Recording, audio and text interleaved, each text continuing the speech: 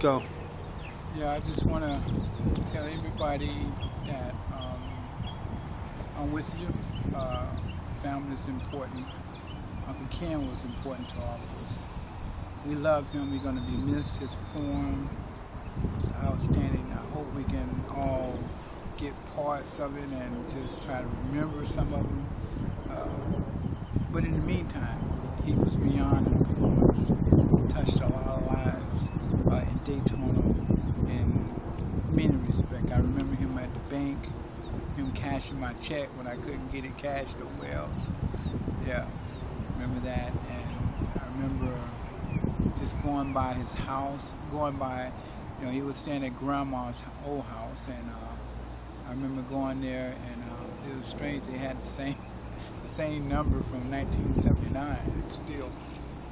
But I remember when my family, sisters, went to Daytona one time, stopped by and see him, and he had each one of us to stand up and read one of his poems. He would go through and say, I want you to read this one, I want you to read that one. And from the youngest, Johnny, up to Reggie, to me and Mom, he had to read his poem. But I think that really made a difference in making a smile on his face. Well, the last time we was here, before this last time, about 6 months ago, we came down, and me and the family, 6 of us, went to the nursing home where my cousin Dolores was there, and in one room, and he was in another room. And I went in there and was jokingly, and Basie was so glad to see me. Always call me Babebro. It's always glad to see you, man. I said, yeah, Ken, it's always a pleasure. But he would talk about the old times and stuff. And, but we left there. It was really great.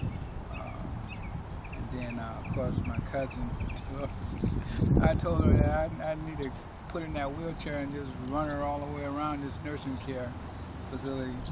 She kind of, baby, are you crazy? But then the last time we happened to be there for Uncle Al Roundtree, my brother-in-law, at his funeral, and decided to stop by the hospital. We didn't know that Uncle Ken was in the hospital. And this is basically the story that was our last time seeing Uncle Ken. Basically, we got to Halifax, and it's like our last visit.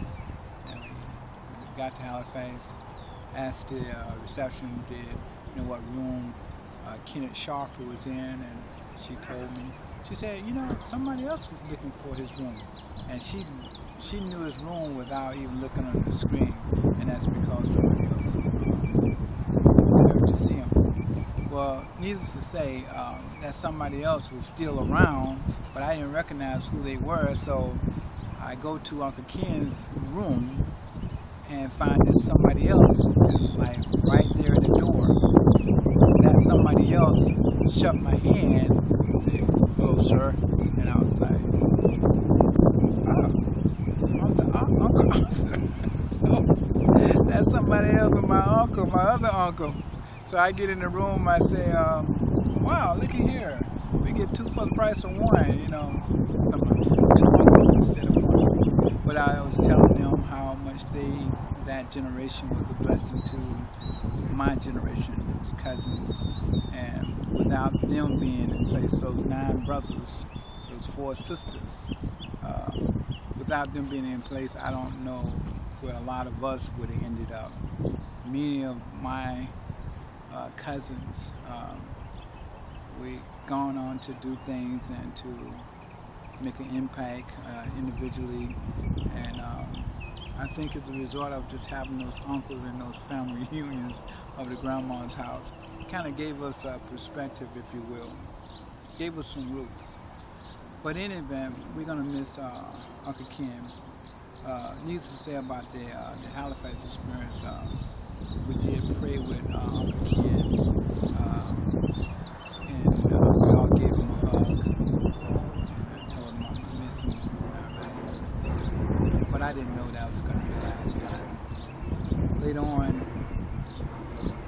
Uncle Arthur came out of the room, and we saw him in the parking lot.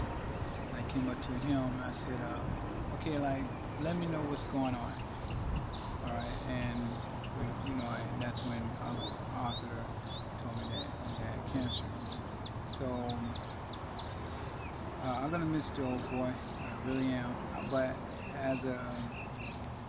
I believe I see him again. I really do, because for people who know the Lord, death is not a period; it's a comma. We'll see him again. But in the meantime, we're just going to have to stay connected to the Lord, to your relationship with the one who made you. You're not here by yourself. You didn't just wake up and you was alive and existing. Something higher than you brought you here, and that's who you need to be connected to.